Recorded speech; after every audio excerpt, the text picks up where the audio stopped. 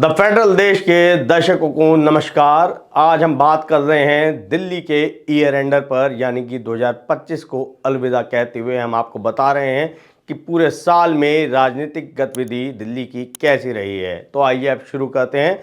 27 साल, जी हाँ, पूरे 27 साल के इंतजार के बाद 2025 में दिल्ली में कमल खिला। भारतीय जनता पार्टी ने सत्ता में वापसी की। वादे बड़े थे, उम्मीदें नहीं थी और नारा था एक्शन मोड वाली सरकार। दिल्ली की जनता ने आम आदमी पार्टी के 10 साल के शासन के बाद बदलाव चुना, क्योंकि वो धुएं, गंदगी और टूटी सड़कों से परेशान थी। लेकिन आज जब हम 2025 के आखिरी पन्नों को पलट रहे हैं तो एक कड़वा सवाल हमारे सामने खड़ा है। चेहरे बदल गए, पार्टी बदल गई, लेकिन क्या दिल्ली की तकदीर बदली? क्या एक्शन मोड सिर्फ फाइलों तक सीमित रह गया? शुरुआत हुई एक भव्य तस्वीर के साथ। शपथ लेते ही पूरी नई कैबिनेट यमुना घाट पहुंची और आरती की। संदेश साफ था, यमुना हमारी प्राथमिकता है।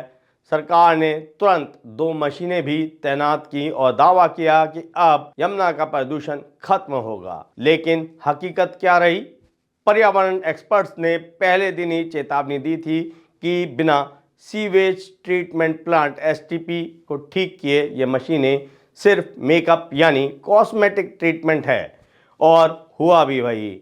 मशीनें लगी, लेकिन औद्योगिक कचरा यमुना में गिरता रहा। यानी बीमारी का इलाज नहीं हुआ, सिर्फ लक्षणों पर बैंडेड लगाया गया। नतीजा, यमुना आज भी मैली ही है। अब बात करते हैं दिल्ली की सड़कों की। साल की शुरुआत में शोर मचा, गड्ढा मुक्त दिल्ली। रात रात भर पैचवर्क हुआ, लगा कि अब दिल्ली की सड़कें मक्खन हो जाएंगी। लेकिन फिर आया मानसून और खुल गई पोल। दक्षिणी दिल्ली हो या बाहरी दिल्ली, सड़कों पर पानी और गड्ढों ने बता दिया कि प्लानिंग के में कितनी कमी थी। समस्या सिर्फ गड्ढों की नहीं थी, एजेंसियों के बीच तालमेल की थी, जो सत्ता बदलने के बाद भी नहीं सुधरा। और इसी बीच सरकार ने एक ऐसा फैसला लिया जिसने सबको चौंका दिया। प्रदूषण रोकने के लिए एंड ऑफ लाइफ यानी पुरानी गाड़ियों को पेट्रोल डीजल ना देने का तुगलकी फरमान। इरादा अच्छा हो सकता है, लेकिन तैयारी जीरो। जनता भड़की, कानूनी सवाल उठे और सरकार को 24 घंटे के भीतर यू टर्न लेना पड़ा। विपक्ष ने इसे बिना होमवर्क वाला फैसला कहा। इससे यह मैसेज गया कि सरकार एक्शन में तो है, लेकिन डायरेक्शन की कमी है। दिवाली आई तो सरकार ने पटाखों पर थोड़ी ढील दी। तर्क था त्योहार है, लेकिन धुएं ने तर्क नहीं सुना। दिल्ली फिर गैस चैम्बर बन गई। AQI खतरनाक स्तर पर पहुंचा। सवाल उठा, क्या सेहत से बड़ा कोई वोट बैंक हो सकता है? लेकिन साल का सबसे बड़ा विरोधाभास दिखा छठ पूजा पर।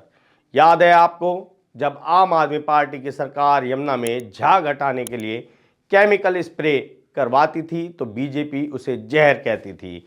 2025 में क्या हुआ? बीजेपी की सरकार ने उसी झाग को हटाने के लिए उसी केमिकल का छिड़काव करवाया।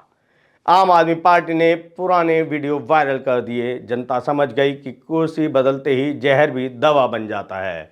यह साल का सबसे बड़ा पॉलिटिकल यू टर्न था। साल का अंत होते होते दिल्ली की हवा फिर सीवियर कैटेगरी में पहुंच गई। स्कूल बंद, ग्रैप लागू।